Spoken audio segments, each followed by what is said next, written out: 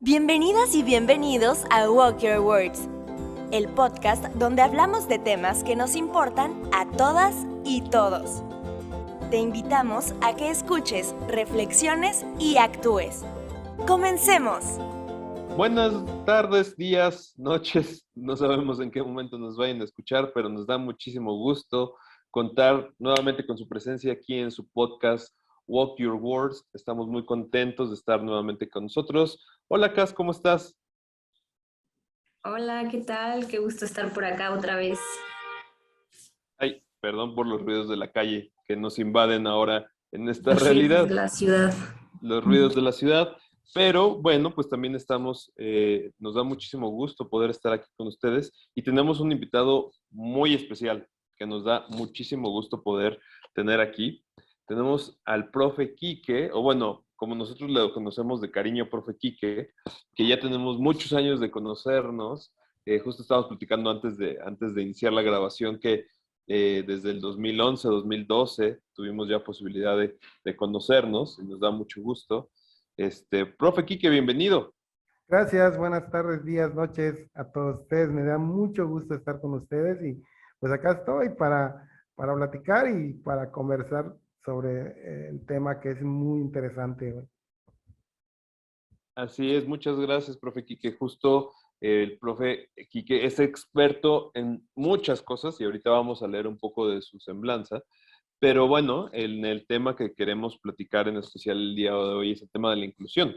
Queremos que nos cuente, él ha trabajado muchos años ya en fortalecer esto, en las muchas escuelas que hay en Yucatán y que esto ha impactado en distintas partes de México y también estoy seguro que del mundo. Pero justo queremos que nos cuente un poquito más de su experiencia en todo esto. Y muy rápidamente les platicamos y solo algunas partes de la semblanza del profe Quique porque ha hecho muchísimas cosas. Pero bueno, el profe Quique nació en Izamal, en Yucatán, donde ha residido ya que, o sea, ahí desde su infancia, juventud, y bueno, pues ha crecido en Yucatán, orgulloso yucateco. Pues él estudió varios diplomados, hizo varios diplomados en la UADY, en la Universidad de Yucatán, en la UPN, en el TEC de Monterrey, en la UNO. Hizo una pasantía en la ciudad de Santiago de Chile en el 2018, en la Universidad Diego Portales. Ha participado en distintos cursos de aprendizaje y colaboración con los pueblos maya en Guatemala y en Ciudad Antigua, Guatemala y en Gelá en distintos años. Se ha desempeñado durante 29 años en educación indígena ininterrumpidamente. Es un gran trabajo ya. Y laboró durante 23 años en escuelas unitarias y bidocentes atendiendo a alumnos de comunidades indígenas. Pues también el profe, pues hoy en día está en la zona escolar como supervisor, donde ha promovido distintos fortalecimientos de la lengua maya a través de su rescate, desarrollo y promoción, y a través de un proyecto en donde invita a participar a un compañero suyo supervisor y de manera colaborativa implementan este proyecto en 2 zonas escolares, beneficiando a niveles de inicial, preescolar, primaria indígena, con talleres, cursos, seminarios, y siendo que pues participan muchas niñas, niños, jóvenes en todo esto, ¿no? Además, en el 2017 fue ganador del premio ABC de Mexicanos Primero, que premia pues estos docentes que están transformando la manera de enseñar, y eso nos da muchísimo gusto. Y bueno, en el 2011-2012, el profe Quique pues llevó orgullosamente los programas de educación para compartir, en ese entonces deportes para compartir con las niñas y niños de la zona. Y así podría seguir diciendo porque el profe Quique tiene muchísimos logros, pero mejor platiquemos con él y escuchémoslo, ¿no? Bienvenido, profe Quique. Gracias, Edgardo. Oiga, profe Quique, pues de todo esto y justo antes del aire estábamos platicando de algunas anécdotas y que nos va a platicar y que le vamos a contar, nos morimos de ganas que nos cuente de sus experiencias, pero cuéntanos, profe Quique, ¿qué le motiva o qué le ha motivado para todo esto que ha hecho a lo largo de ya muchos años? ¿Qué le ha motivado para llevar todo esto a las niñas, niños, jóvenes de Yucatán?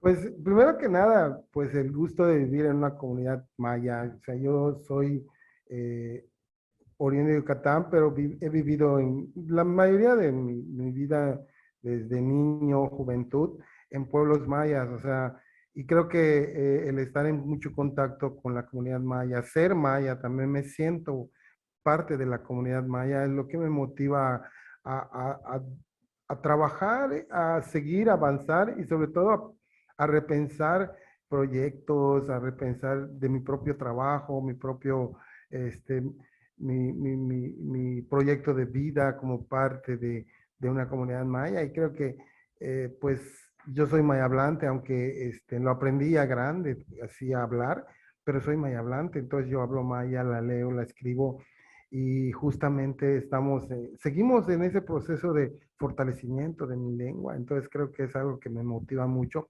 porque los niños y niñas mayas tienen mucha riqueza en cuanto a conocimientos, en cuanto a saberes de, comunitarios y creo que hay mucho que aprender de ellos y eso es lo que hacemos todos los días, aprender de ellos. No, pues qué gran experiencia y que también aprendizaje del día a día, como bien dice profe Quique, pues aprender de niñas y niños que siempre pues es una aventura y siempre es también un gran aprendizaje. Y qué emoción, la verdad. Sí, se oye increíble. Disculpen si se oye la campanita detrás, pero igual estos ruidos de ciudad. Oiga, profe, también estaba leyendo ahí en una entrevista que daba justamente esto que nos está platicando ahorita, de cómo aprendió ya más adulto todo esto de la lengua y muy derivado de una experiencia que tuvo al entrar a estar frente a grupo, como docente frente a grupo y con la población que se estaba encontrando, ¿no? Que a lo mejor usted llegó con algunas ideas de cómo es que iba a impartir esta clase y a la hora de la hora pues se dio cuenta que había otras necesidades, empezando por la lengua. ¿Nos quiere contar un poquito de cómo fue esta experiencia? Sí, claro. Mira, lo que pasa que en 1990-91 se abrió una convocatoria acá en Yucatán para trabajar, para ingresar al servicio como docente en educación indígena. Yo pues había terminado el bachillerato y en ese tiempo el requisito era tener bachillerato. Tuve oportunidad de entrar a la normal, pero no era algo que me atraía a la normal. Y entré, presenté examen y me di cuenta que yo sí sabía maya, pero no lo hablaba con fluidez. Sin embargo, me dieron la oportunidad de ingresar al servicio y ya ingresando al servicio a los 19 años cumplidos, ya tenía mi plaza como docente, pues era estudiar la licenciatura en la UPN, en la Universidad Pedagógica Nacional, y de allá ir a unas comunidades y me tocó estar en una comunidad donde tenía que vivir toda la semana. Y al llegar a la comunidad me di cuenta de que pues tenía que fortalecer mi habilidad, desarrollar mi habilidad para la lengua maya, porque todos los niños eran maya hablantes y no era posible que yo me pueda comunicar bien con ellos. Entonces, eso de allá nace mi interés y pues me involucré en la comunidad y todo en la mañana hablando con los niños, ellos enseñándome. Yo estoy muy agradecido con la niñez maya de acá porque fueron ellos los que me enseñaron a hablar, me inspiraron para que yo pueda aprender a leer la lengua, a escribirla, porque la lengua maya no es tan sencillo, porque nomás les comento, nosotros conocemos 5 vocales, A, E, I, O, U, y en maya son 25 tipos de vocales. O sea, tenemos A, A, y A. Imagínate, solo de la A hay 5 variantes, y así de la E, de la I, o sea, y depende de cómo lo pronuncies, es un significado que le das a una palabra. Entonces, por ejemplo, yo les puedo decir, Kaan, Kaan, con doble A, así, y estoy diciendo cielo. Pero si digo Can, estoy diciendo serpiente. Si digo Ka, estoy diciendo dos. Y si digo, entonces, eso es la diferencia. Entonces, sí tiene su chiste, pero es súper interesante aprender nuestra lengua. Órale, sí, también suena a que se llevó un buen rato para aprender todo esto. O bueno, yo me tardaría, yo creo, un buen rato No, con 2 años. Con 2 años Con 2 aprendió. años. Bueno, pero Oigan, hay que dedicarle tiempo todos los días. Claro, sí, mucha dedicación y esfuerzo. Y esa apertura que comenta también me parece sumamente bonita, ¿no? Normalmente también tenemos esta idea, que es mucho parte de lo que usted ya hace y lo que hacemos aquí en Educación para Compartir, pero de que este aprendizaje y enseñanza sea en dos vías, ¿no? No solo el docente parado ahí enseñando, sino esto que comenta de permitir y aprovechar a sus estudiantes para poder enseñarle todo esto ha de haber sido una experiencia sumamente gratificante. Así es, y fíjate que toda esa parte es donde entramos en tema, porque, por ejemplo, algo que yo hacía mucho y sigo haciendo y lo sigo fomentando es rescatar los saberes de los niños, que, los, que todos los saberes que tienen los niños en las comunidades son aplicables para la enseñanza-aprendizaje en el aula.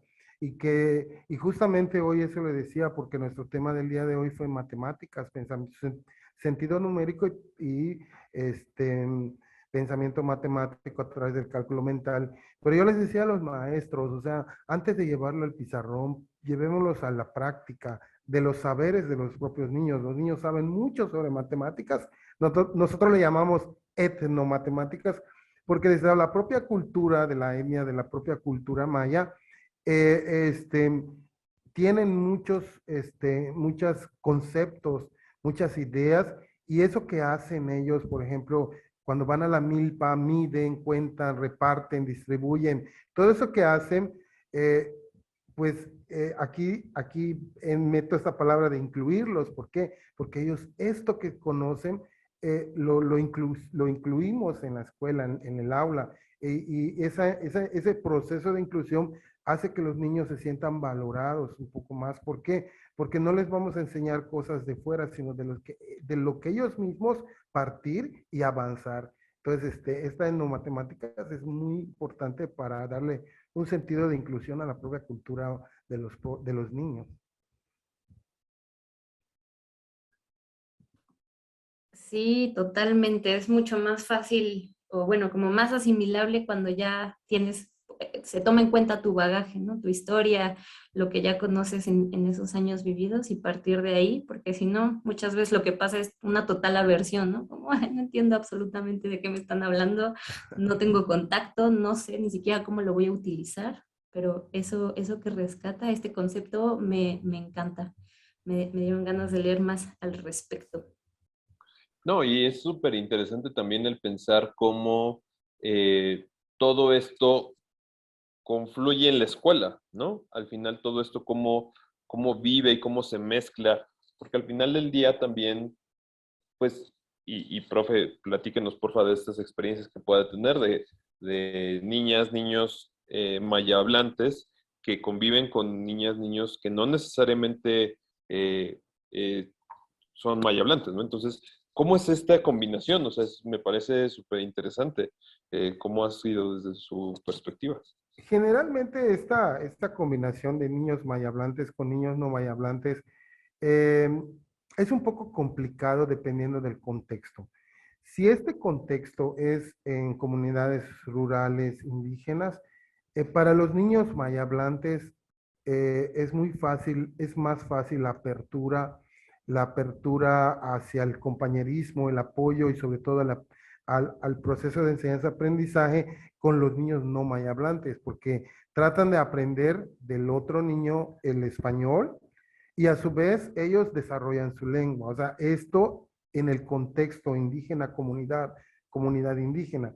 Sin embargo, si es al revés, por ejemplo, si un niño maya hablante se traslada a la ciudad donde la mayoría, el lenguaje predominante es el español, es muy complicado para el niño maya hablante porque muchas veces es rechazado, no es aceptado, incluso a veces, bueno, hay situaciones de burlas por la lengua que habla. Entonces, también estos niños generalmente tienden a tener resultados académicos bajos por la falta de comprensión. Es obvio que allá, pues el maestro habla español, y entonces no se comunica en maya, entonces no hay un entendimiento entre docente alumno y también para apoyarlos a estos niños que es muy complicado. O sea, se da algún proceso doloroso de aprendizaje para los niños.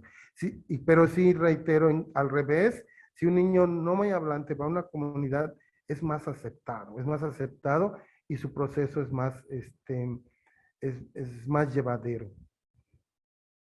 Qué interesante.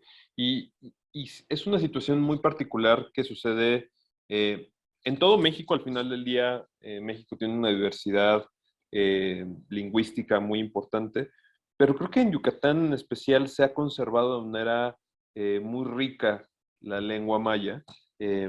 Y bueno, al final del día esto también hace que estas situaciones se vean más constantemente, ¿no? En su experiencia, profe Quique, ya nos comentaba esta dificultad que tienen niñas y niños cuando son maya hablantes, cuando llegan a un espacio donde no se habla maya y donde pues, puede llegar a dificultar. Pero, ¿qué pasa con los docentes? ¿Qué pasa con los docentes cuando llegan a comunidades donde se habla maya y ellos no son maya hablantes? ¿Cuál ha sido esa experiencia? Pues fíjate, Edgardo, que hay dos tipos de docentes. Bueno, dependiendo del sistema. Por ejemplo, si es un maestro de educación indígena, uno de los requisitos es ser maya hablante. Si es un maestro de primarias rurales o generales, no es un requisito hablar maya, aunque las escuelas estén en comunidades mayas. Entonces, eh, para nosotros en educación indígena, pues hemos estado luchando donde que se respete esa parte de que el maestro sea maya hablante, pero a su vez aplique la lengua maya no solamente como medio de instrucción, sino como objeto de enseñanza, o sea, que la lengua maya también sea estudio. Esto lo realizamos, tenemos materiales, tenemos a la asignatura maya, y sí podemos llevarlo a cabo, y ahorita te voy a platicar qué estamos haciendo al respecto. Sin embargo, cuando el maestro no es maya hablante, ocurre algo que nosotros siempre criticamos, porque ellos los mandan a comunidades rurales indígenas, donde todos los niños son maya hablantes. Entonces, eso es algo muy complicado porque no hay entendimiento. Los niños eh, generalmente tienen resultados muy bajos académicos. El maestro generalmente le echa la culpa a la lengua. Es que porque habla maya, por eso no aprenden. Y realmente lo que pasa acá, que el maestro no se está adaptando a los niños. El maestro espera que el niño se adapte al maestro y cuando debería ser al revés. O sea, el docente debe adaptarse a los niños, a la lengua, al contexto del niño, pero no ocurre eso. Fíjate que hace unos años estuve en una comunidad que se llama San Juan Chem, y en esa comunidad es atendida por todos los docentes, por primarias generales. Eh, y cuando entramos y platicamos con los niños y conversar con ellos, pues nos dimos cuenta que todos los niños son maya hablantes. Bueno, entonces yo les empecé a hablar en maya, a platicar en maya, y una investigadora que fue les pregunta, ¿cómo les gusta que les hablen más? En español. ¿Cómo les gusta que les enseñen? En español. ¿Recuerdan a qué maestro recuerdan con mucho cariño? Se le recuerda. Y dijeron el nombre del maestro. Y les preguntó, ¿y por qué? ¿Y por qué recuerdan a ese maestro? ¿Y por qué lo quieren mucho? Porque nos hablaba en maya.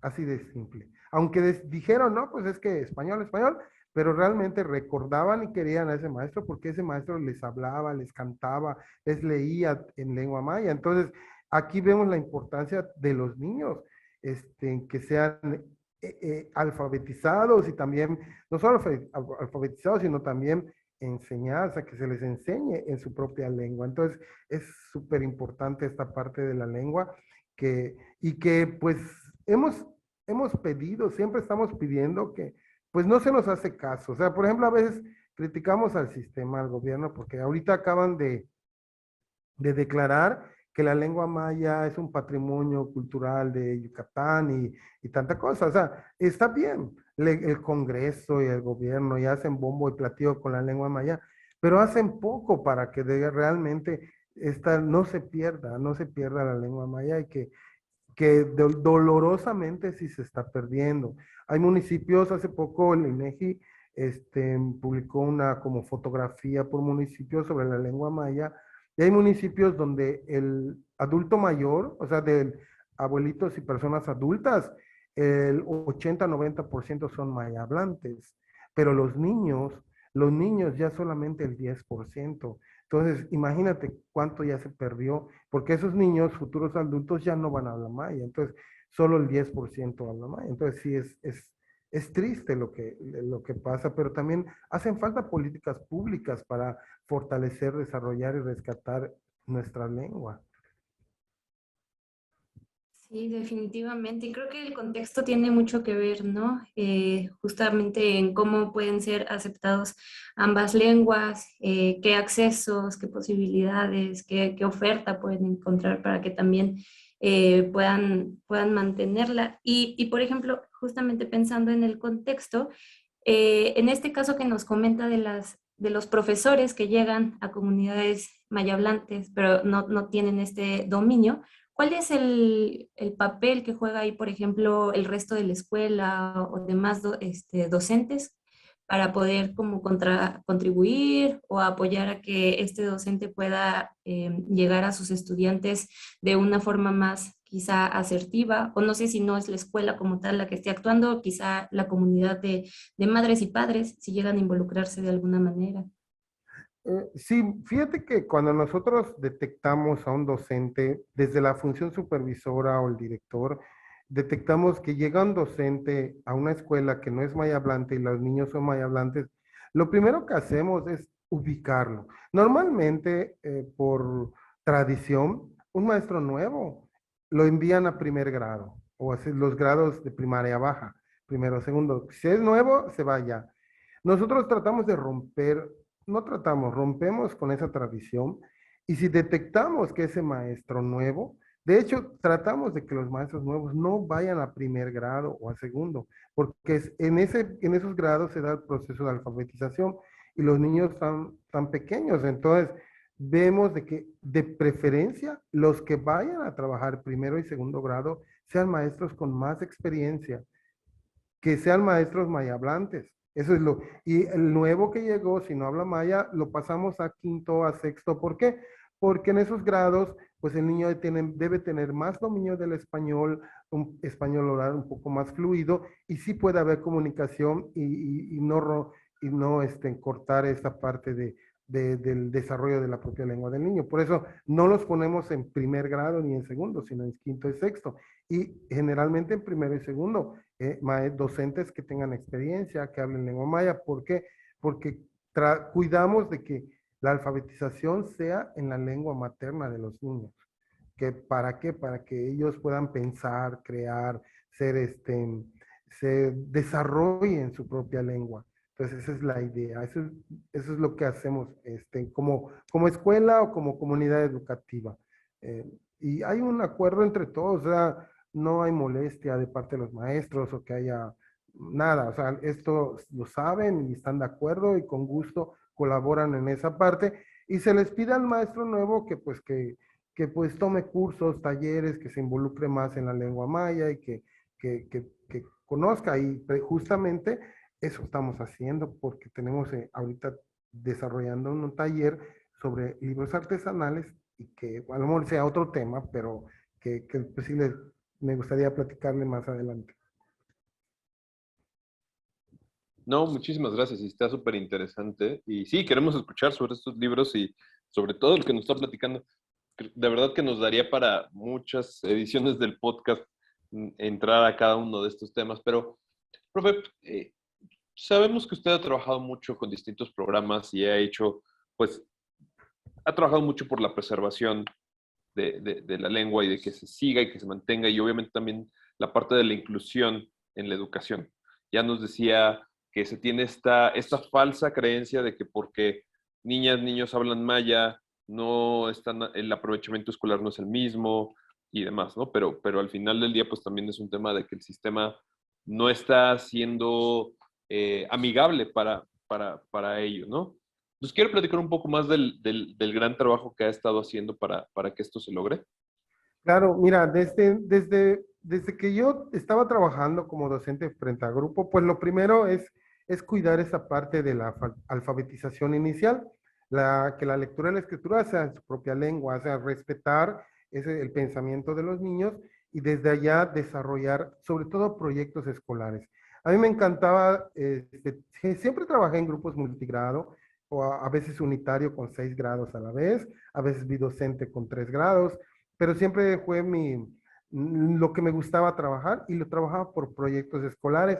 Y estos proyectos escolares los desarrollamos desde la propia comunidad, con elementos de la comunidad y con lo que se tiene en la comunidad. Por ejemplo, el huerto escolar. El huerto escolar es algo que nosotros desarrollamos cada año, los niños fascinados, y como con el proyecto del huerto escolar nosotros permitíamos entre todos aprender, desarrollar lenguas, ciencias, matemáticas, desarrollar la educación física, artística. O sea, el huerto escolar es algo genial para poder desarrollar muchos conocimientos y saberes de la propia comunidad maya. De allá, de estos proyectos escolares, también algunas cosas como, por ejemplo, la tiendita la cooperativa escolar, que lo desarrollamos como proyecto tal. ¿Por qué? Porque son los niños los que lo manejan, la administran, y los niños juntaban su dinerito. Y varias veces, bueno, yo tengo el orgullo de decir que fui el primer maestro que los llevó a la playa a varias generaciones. Y entonces, aunque sean una camioneta así de redilas, nos íbamos a la Riviera Maya así con todo, y allá por Tulum, todos esos lugares tan hermosos que nos quedaba cerca, realmente muy cerca de por donde trabajaba, aunque estaba en Yucatán, colindaba con Quintana Roo, como ahora, y paseábamos y conocían el mar, pero, o sea, a través de un proyecto escolar. Y aquí justamente lo que te quería platicar sobre el libro artesanal, que es algo que también desarrollamos desde antes, y ha sido un proceso desde lo hacía como docente y ahorita lo hago como desde mi función, pero invitando a los docentes a desarrollarlo. Entonces, nosotros no soy solo, o sea, afortunadamente somos 8 supervisores que estamos involucrados en este proceso, y estamos ahorita en la última etapa del proceso de los talleres sobre el libro artesanal. ¿Qué es un libro artesanal? Es un libro escrito a mano, este, con elementos, sobre todo el cartón, utilizando cartón, elementos muy de desecho, ¿no? El cartón o cosas así, y con temas comunitarios escritos en lengua maya, todos en lengua maya, no bilingües, en lengua maya, que es una maravilla. O sea, me acabo de quitar de la comunidad y estaba viendo el increíble potencial de los profesores con mucho arte, o sea, mucho arte, dedicación, porque estos libros artesanales van a ser, bueno, lo hacemos cada año, pero ahorita lo hacemos en más, así somos más. A la vez pasada lo hicimos 3 supervisores y ahorita 8 y una coordinadora de inicial, 9. Entonces, un equipo de 9 personas pues básicamente vamos a beneficiar, se van a hacer 80 títulos diferentes en lengua maya con diferentes temáticas, diferentes portadores, y se van a beneficiar casi 7,000 niños, imagínense, 7,000 niños de educación indígena de esta región, de preescolar y de primaria, y de inicial, preescolar y primaria de esta región donde estamos. Y esto vamos a hacer, sirve para que pues los niños lean, escriban, y sobre todo este taller se le está capacitando a los profesores para que también lo hagan con los niños, que quiere decir que inviten a sus alumnos a hacer libros artesanales también, y que los niños escriban sus ideas. O sea, para nosotros escribir es plasmar una idea, un sentimiento, un pensamiento y desarrollarlo de manera en su propia lengua. O sea, para nosotros es maravilloso. Y sobre todo, no dejarlo allá. Ya hicimos los libros. No, vamos a mostrarlos. Vamos a presumir que nuestra lengua se puede escribir. Y pues tenemos un evento el 18 de marzo. Ahí les invito para que vengan acá en Valladolid. Vamos a mostrarlos a la comunidad y vamos a hacer todo un evento en el centro de la ciudad. Muy bonito, precisamente en el marco de las lenguas maternas, pero fortaleciendo la inclusión, porque allá es la lengua de los niños. Ahorita es un trabajo escrito de los docentes, pero esto va a pasar a la siguiente etapa, es niños construyendo, desarrollando y creando textos, libros en su propia lengua. Y más o menos es lo que he estado haciendo como para fortalecer pero y como le digo, no solito, o sea, no es algo solo mío, sino que somos varios, pero que sí nace de una inspiración porque eh, un compañero que se llama Rogelio, que también fue ABC, y un servidor, pues nunca dejamos de hacerlo. O sea, siempre, cada año, junto con los libros artesanales, también tenemos el proyecto de las matemáticas mayas, que es el tablero maya, el juego maya, y los niños suman, restan, multiplican, dividen jugando con tres signos, el punto raya, el caracol maya. Entonces, esto lo hacemos para que razonen los niños, para que piensen y no memoricen. Entonces, pues eso lo hemos estado haciendo así muy común, que pues con la pandemia pues no lo pudimos hacer en 2 años, o sea, se tuvo que cortar esa actividad a la última vez en el 20, el 21. Pero esta vez ya lo retomamos y ya tenemos productos y ya estamos muy contentos porque todo va bien, está yendo muy bien los libros y este, y pues es parte de tanto los libros artesanales, matemáticas mayas, los proyectos escolares, que es así lo que engloban, podría decirse tan fácil, pero tenemos mucho trabajo por realizar y realizando también. Ay, profe, sí queremos que nos invite y nos cuente más de ese evento para estar ahí pendientes. A lo Claro que mejor, no sí. sé, si no podemos ir en presencial, no sé si lo van a estar como transmitiendo a través de alguna red social o algo donde podamos estar ahí presentes de alguna manera. Sí, sí, se va a transmitir a través de una página de Facebook, a través de un canal por acá local, pero que pues va a estar en Facebook, se va a transmitir y vamos a tratar de grabarlo para pues, subirlo en un canal de YouTube o algo así, ¿no? Tengo por ahí tengo un canal que hace tiempo que no uso, tal vez por allá o no lo sé, pero sí, sí, claro, con gusto nos va a dar mucho gusto que vean la actividad y que vean lo bonito sobre todo ese compromiso de los maestros, que es increíble. Está yo viendo ahí fascinado, porque me están mostrando con mucho orgullo, ya, mira el mío, cómo está, ya este avance tiene, que no sé qué, que quiero revisar la escritura, que está bien escrita las palabras, etcétera, etcétera. Bueno, es emocionante, la verdad es emocionante y llena, te alimenta el espíritu, porque yo les decía, es que esto es algo que nosotros estamos, o sea, nosotros damos el taller porque estamos capacitados para dar el taller, pero al final te cuenta los creativos son ustedes los que van a desarrollar la escritura. Y la idea es que estos talleres se multipliquen, o sea, que no, ya lo aprendí, ya estuvo, no, muéstraselo a tus papás, a los papás de tus hijos, dáselo a los niños, a otros compañeros, o sea, la idea es que no se quede encerrado esos saberes en la escuela, sino que se den a conocer. Eso es lo que quisiéramos y eso es lo que pensamos. Y pues estamos contentos con este evento que vamos a realizar, pero pues más que nada es un proceso. Empezamos desde el mes de noviembre. Noviembre tuvimos un taller, el primer taller, luego programamos el segundo, bueno, empezamos con el proceso creativo, teníamos otro taller pero acá en enero entrando nos cerraron escuelas otra vez y ya no pudimos volver a citar a los maestros y ahorita pues lo hicimos más en corto, pero ahorita ya, como ya hay apertura acá en Yucatán, pues estamos en esa posibilidad de, de llevar a cabo este evento. Sí, ahí vamos a estar poniendo en esta misma liga más información para que podamos estar ahí con ustedes, que suena también como un evento y un taller y una iniciativa como que ha de motivar muchísimo a sus estudiantes para justamente empezar a desarrollar estas habilidades, plasmar esta cosmovisión, sus ideas, sus gustos, sus sueños, y que justamente no se queden, ¿no?, en un aprendizaje momentáneo, sino que pueda expandirse un poco y bastante más. Estas iniciativas que ha generado, profesor, ¿cómo han impactado a estos temas de inclusión en las comunidades escolares con las que ha participado? Pues más que nada ha impactado positivamente porque los niños se sienten parte del proceso De entrada, cuando les dan libros de texto, sus libros están en español. Él es maya hablante y le dan libros en español.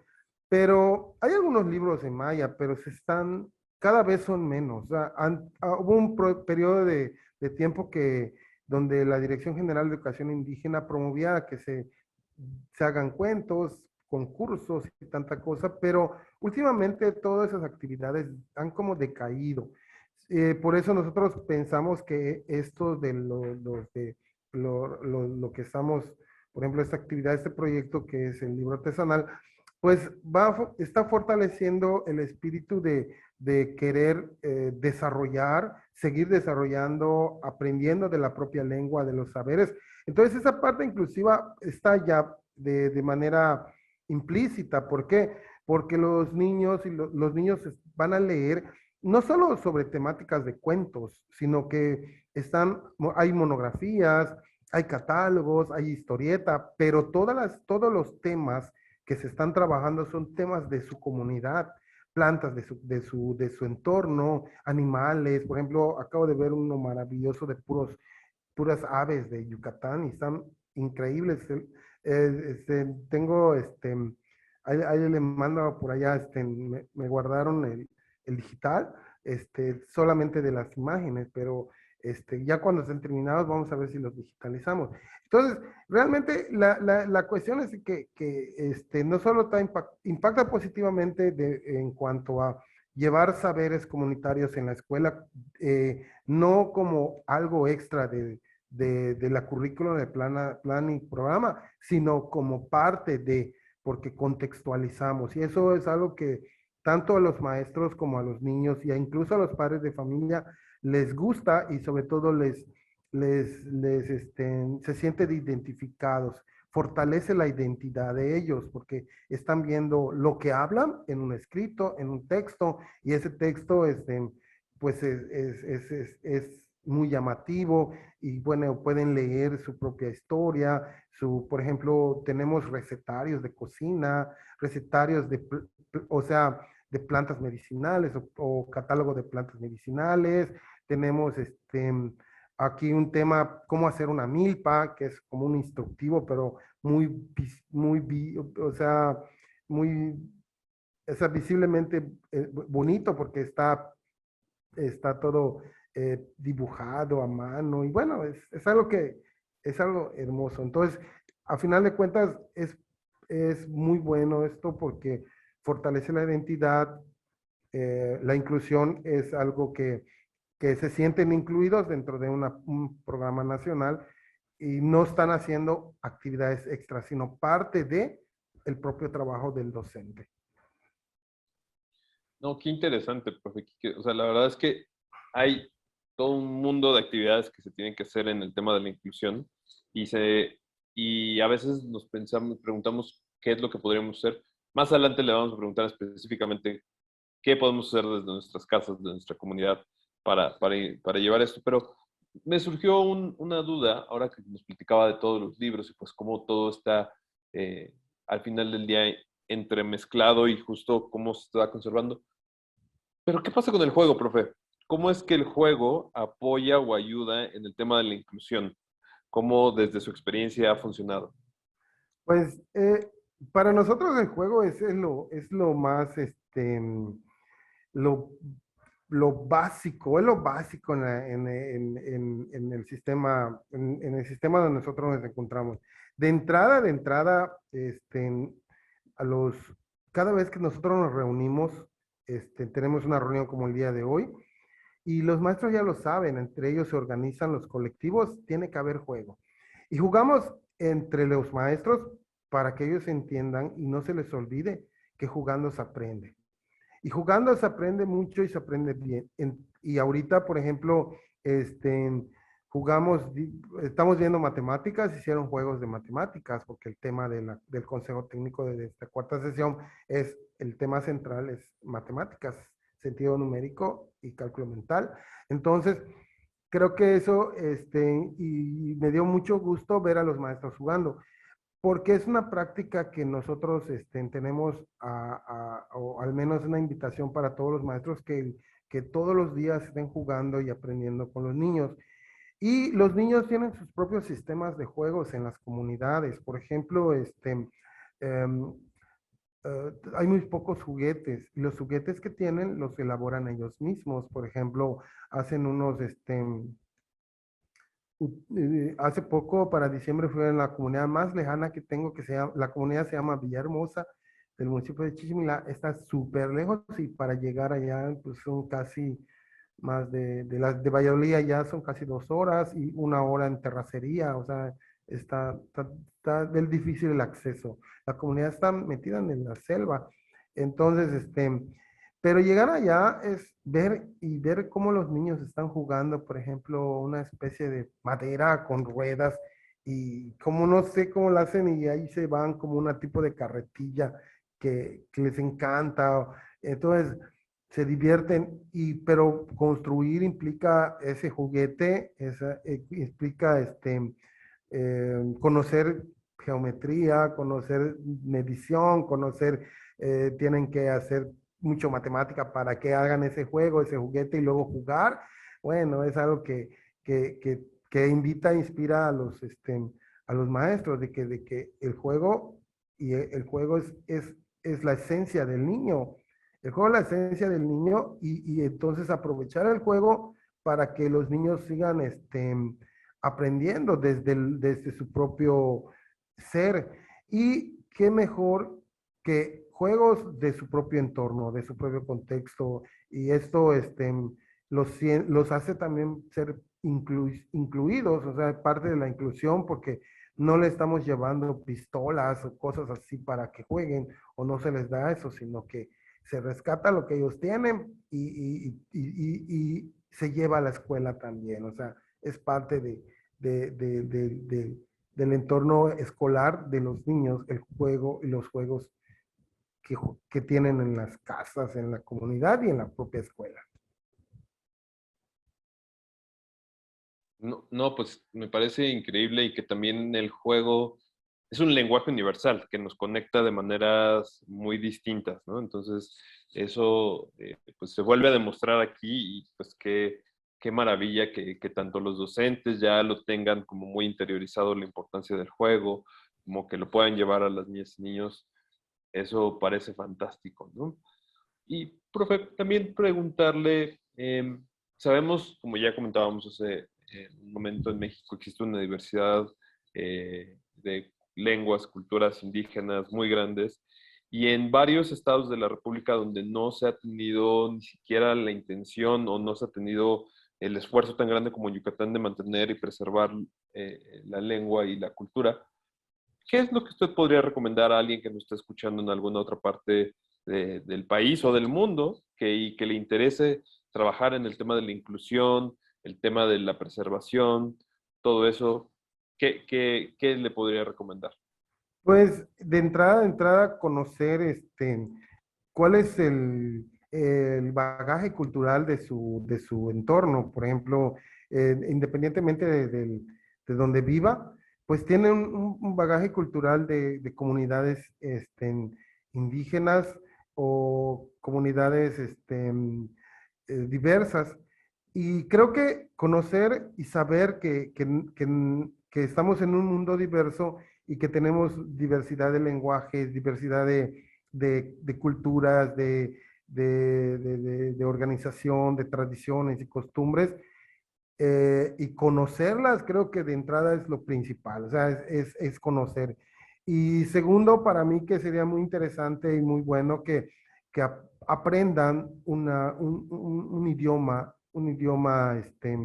indígena para que entiendan un poco el sentido del filosófico de la propia lengua, el sentido metafórico. Por ejemplo, en la lengua maya utiliza mucha metáfora, mucha, mucha profundidad en cuanto a algunas palabras. Entonces, esto es algo sumamente interesante porque eh, siempre nos tratan de enseñar algo, ¿no? De decirnos algo, de algo positivo, algo bueno.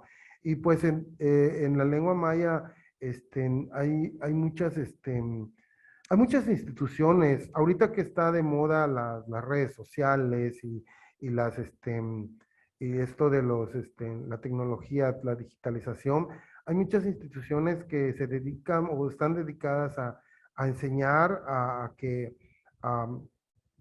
a que se preserve y sobre todo enseñar unas lenguas. En el caso de Yucatán, acá tenemos, por ejemplo, hay una cooperativa que trabaja mucho esa parte y creo que también está eso lo trabaja a través del WhatsApp y del Zoom y, y realmente su intención es que conozca la lengua maya se tienen grupos, personas de Finlandia, de Canadá, tratando de aprender lengua maya y hay también, pues, creo que eso es sumamente interesante. Y creo que así aprender, conocer otra cultura, entenderla también, porque también había que, a veces no entendemos por qué se hacen estas cosas, o por qué se dan esas tradiciones, o por qué se dan esas prácticas culturales, conocer, aprender y entenderlo y involucrarte. O sea, yo, por ejemplo, para los maestros, a los maestros yo siempre les recomiendo que se involucren en el propio proceso educativo y en la propia comunidad, la vida comunitaria, involúcrense en el sentido de que sean parte de la comunidad, pero además que no solo es aprender, sino ser parte y participar. Entonces, a veces eh, siempre les digo, no llegues, des clase, quítate, saluda y visita a las familias, conversa con las personas, las familias, los abuelitos, escribe tus propias experiencias, algo que yo le llamo la etnografía, eso es, todo docente debe ser un etnógrafo porque va involucrando y además de involucrarse, va conociendo también la cultura, se involucra, aprende, investiga y se investiga el solo, entonces va dándose cuenta de muchas prácticas y aprendizajes que pudiese darse. Yo eso es lo que recomendaría para, hacia manera general. Oiga, profe, y ahorita también me vino este pensamiento de la falta de inclusión también genera otro tipo de retos y brechas en otros aspectos, ¿no? Que también pueden estar muy directamente relacionados con inclusión, pero en otras esferas. Usted en esta trayectoria que ha tenido, ¿a qué otros retos se ha enfrentado por esta falta de inclusión en temas de la lengua? Pues principalmente la falta de apoyo por parte de las autoridades educativas en cuanto a em, qué es lo que pasa en educación indígena, que siempre nos dejan a lo último para todo. Por ejemplo, hay varias cosas que no se consideran en las comunidades indígenas. Por ejemplo, las comunidades indígenas no tienen el servicio de USAER, que es un servicio para atender a los niños en situaciones de necesidad específica y que provocan barreras de aprendizaje. Entonces, nosotros no tenemos ese servicio, como si los niños con necesidades específicas estén solamente en las ciudades y en las comunidades no haya. Entonces no hay servicio. Tampoco tenemos, por ejemplo, servicio de educación artística. O sea, parece ser que, por ejemplo, en primarias generales en las ciudades tienen docentes de educación artística con nosotros no hay, y de educación física muy pocos. Los materiales y los libros de texto llegan de último y obviamente al llegar de último llegan incompletos. Esto es todos los años.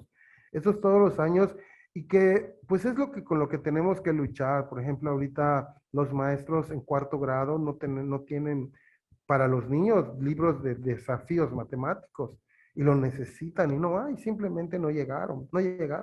Entonces, pero por ejemplo, nos da pena, pero a veces, por ejemplo, primarias en las ciudades, entonces allá llegan pronto y puntual y completo. Entonces, esas cuestiones nos pegan a nosotros porque nos sentimos así como excluidos del sistema o ser afuera. Entonces, como que te doy lo que sobra. Entonces, no es con lo que luchamos. Luchamos y por eso, tratamos de alzar la voz al respecto casi siempre, estando, apenas tenemos la oportunidad, pues alzamos la voz y pedimos y decimos, ok, a esto y esto. Entonces, creo que eso es de los temas sensibles, la falta de personal también, o sea, nos atienden a lo último en cuanto a los contratos y cosas para las escuelas. Eh, y pues eso sería lo que más percibimos nosotros de esas dificultades en la inclusión. Mucho que hacer entonces ahí, mucho Sí, trabajo bastante.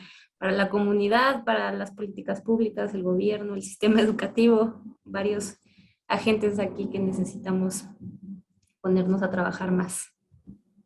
Así es. Súper.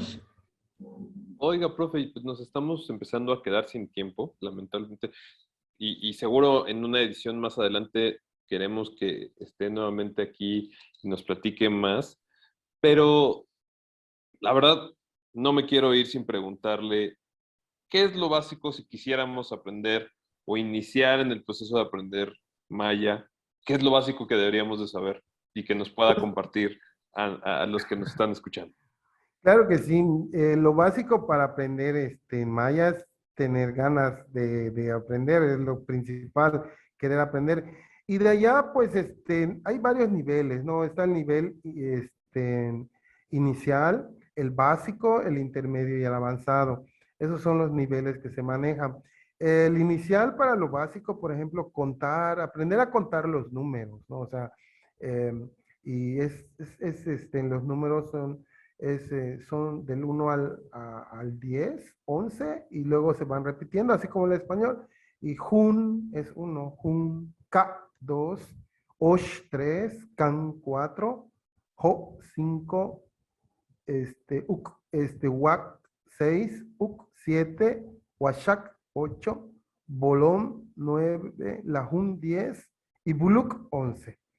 Y después de eso ya se va sumando el 10 el 10 más 2, este, Ka Lahum 12, Osh Lahum 13, el 3 y el 10, Osh Lahum 13, Kan Lahum 14, Ho Lahum así, Ho Lahum 15, y así va sumando hasta llegar a Junkal, que es el 20. Junkal es esto, es 10, Ka Lahum, Ka Junkal 2, pero aquí contamos 20, los dedos, cerrar, pero también de los pies, por eso es 20.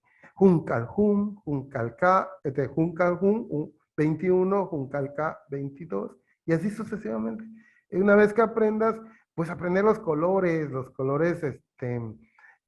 básicos, el Bosch negro, el Sac blanco, Yash verde, Chac rojo, Can amarillo, son los básicos, y ahí ya luego le ponen así para que... eh, y por ejemplo, aquí nosotros en lengua maya decimos primero, tipo inglés, primero el adjetivo y luego el verbo. O sea, por ejemplo, no el sustantivo. O sea, el caso es que para decir casa roja, nosotros decimos roja casa. Entonces no decimos, por ejemplo, na, rojo, chac, chacna, roja casa. Así se entiende en español. En español sería casa roja, no se escucha bien roja casa. Pero nosotros tenemos que decir primero el adjetivo chacna. Eh, Sacmis, gato blanco. Y entonces, y así, por ejemplo, pues hay palabras básicas como pues, los verbos hanal, comer, wenel, dormir, shock, puede ser estudiar o leer, tzip, es aquí el tzip, el pronunciamiento de gutural tzip, que es escribir, bashal, jugar, y así sucesivamente podemos aprender y ir construyendo pequeñas frases como buenos días, maloquín, o preguntas. Con nosotros no existe el signo de interrogación porque cada palabra implica una pregunta. Las preguntas son Bishi, ¿cómo? Baash, ¿qué? tú ush, ¿dónde? Maash, ¿quién? Macalma, ¿quiénes? Y así, y también, por ejemplo, no es la gramática no es igual que el español, tiene su propia estructura. No podemos acá utilizar como hacen algunos mayistas que tratan de conjugar como el español, yo, tú, él, nosotros, ten, tech, aunque sí hay tem, yo, tech, tú, leti, él, toom, nosotros, letiop, ellos, teesh, ustedes. Entonces, pero por ejemplo, hacer una conjugación exacta de los tiempos, no, porque acá en maya existe algo que se llama marcador de aspecto, que te marca el tiempo o el momento en que ocurre una acción. Y hay palabras específicas en lengua maya que te dicen en qué momento está ocurriendo algo. Si ya pasó, va a pasar o está pasando. Entonces hay varios marcadores de aspecto que nos dan indicación, como por ejemplo, suk, hanal, acostumbra a comer. Em, la palabra suk o la palabra tzok. Desde que escuches tzok en un verbo o en algo, es que acabó, terminó. Tzok. Entonces, cuando tú termines esta entrevista, vas a decir tzok, tzoki, terminó. Entonces, y comenzar, kahal, tunchum, empezó, comenzó. Y así muchas palabras, así como, entonces, como es, hace poco di unas clases a unos niños de Chetumal, vía remota en línea, y pues me encantó porque eran niños de 6, 5, 6, 7 años, muy pequeños, y con ellos no fui como lo marcaron, porque como esos son niños, más bien lo trabajamos con muchas canciones. Entonces, canciones en lengua maya como Achtumalo kim bashkawalikesh, achtumalo kim titalakalesh, achtumalo kim bashkawalikesh, achtumalo kim titalakalesh, yanakanik shok, yanakanik sip, yanakanik ay, waitunahil shok, yanakanik ay, yanakanik shok, achtumalo kim bashkawalikesh, achtumalo kim titalakalesh, Ashtumalo kim bashkawalikesh, ashtumalo kim titalakalesh, que quiere decir muy buenos días a todos ustedes que dicen muy buenos días a todos ustedes.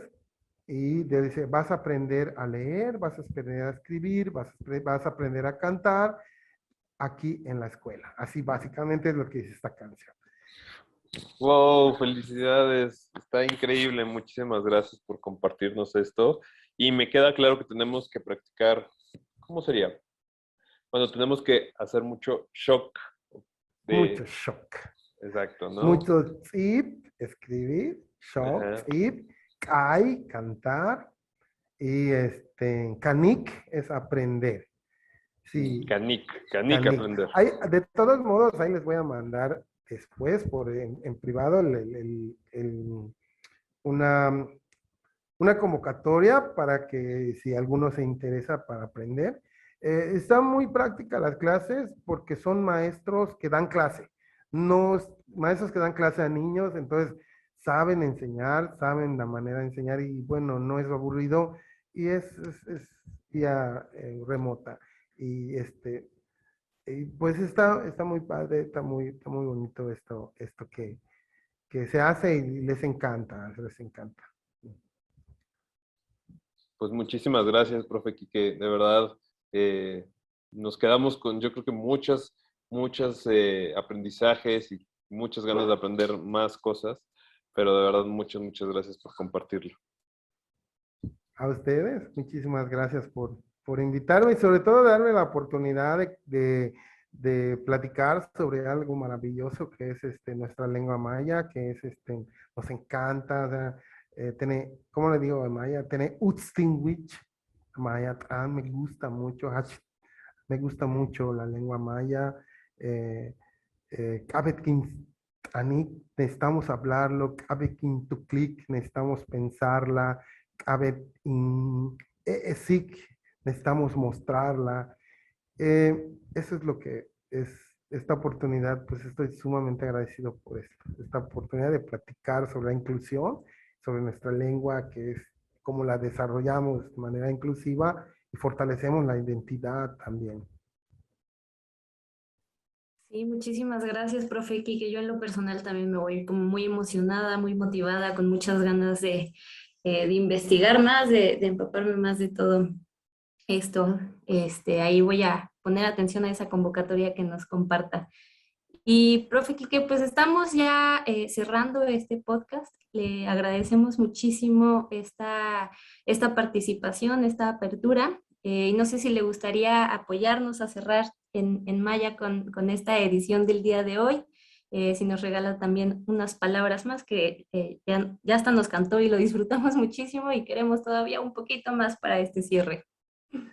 Veo así, sans oke tsikbalal, beorat oki tsikbalon tile mayat ano, tile bishkuyali que inclusión, sans ok, kinip olal titeesh, nip olal titeesh tu mentao, tawalateno pastel tsikbalil, Nip Olal, muchísimas gracias. Nip Olal, muchísimas gracias. Acabamos de terminar esta entrevista y Kimak Ol, estoy muy feliz. Kimak Ol, tumen estoy muy feliz porque platiqué con ustedes. Nip Olal.